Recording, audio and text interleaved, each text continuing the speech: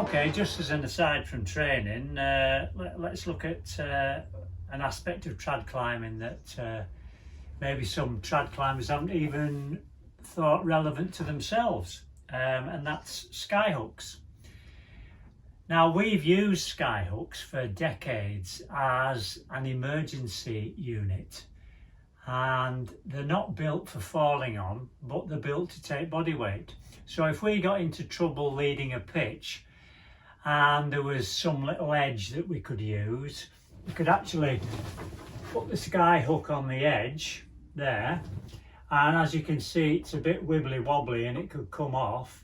So what we used to do as a matter of course is we always had a little lump of blue tack, and we'd put the blue tack over the skyhook. And it was great if you could get the skyhook in a hole or something like that, or in a little recess that you could really push the blue tack in, and it was sort of stabilised there. And if you had a long sling on it, it would, you know, it would move. But still, it's still a bit wibbly wobbly, and you wouldn't want to be too far above it. You know, it has taken short falls before, but that's maximum. You really use it as an emergency retreat unit. We've actually tensioned them down with luggage straps if there was a suitable crack or something. This has got us out of all sorts of tricky situations, I can tell you.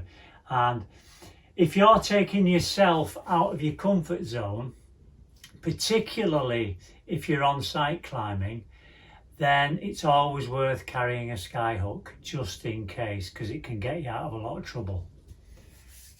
But recently, some high standard routes have involved skyhooks as the only protection.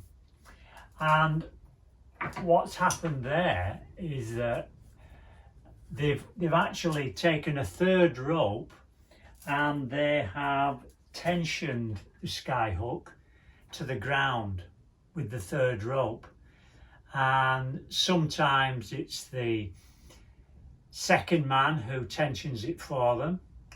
Sometimes they down climb and tension it themselves when they get back to the stance. But you know, people can do what they want when they climb. I've never been comfortable with that, with doing that.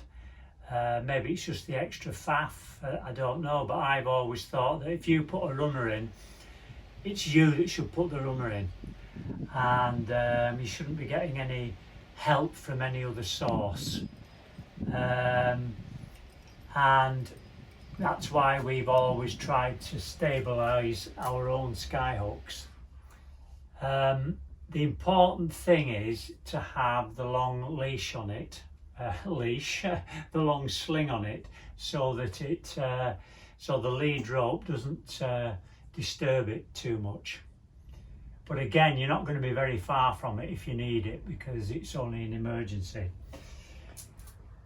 But recently, a company in Argentina have brought out a skyhook that is advertised to take a fall, and you can see it's a lot more substantial, and it's called a Punky, P-U-N-K-Y, and they have three sizes of punkies. They have a little one, they have this medium sized one, and they have a great big sort of grappling hook one. And just to give you an idea of how that could be used, if there was a suitable hold or ledge, let's take that one there. It's not very stable on there, but the Punky has a little sky hook on the end of an elasticated lead, so that you can actually pull it down and tension it either into a crack or under an overhang, and then you can actually pull it so that it stabilises rather than needing anything from the ground, or rather than needing any blue tack. It's a bit more substantial than blue tack, and with a long sling on it again, that can be used as they say for a runner. Now I don't know what the breaking strain of the Punky is. I'm sure you could find it on the website. Certainly a useful tool to take on a climb, and if it's the only protection, then that's absolutely brilliant. The Punky.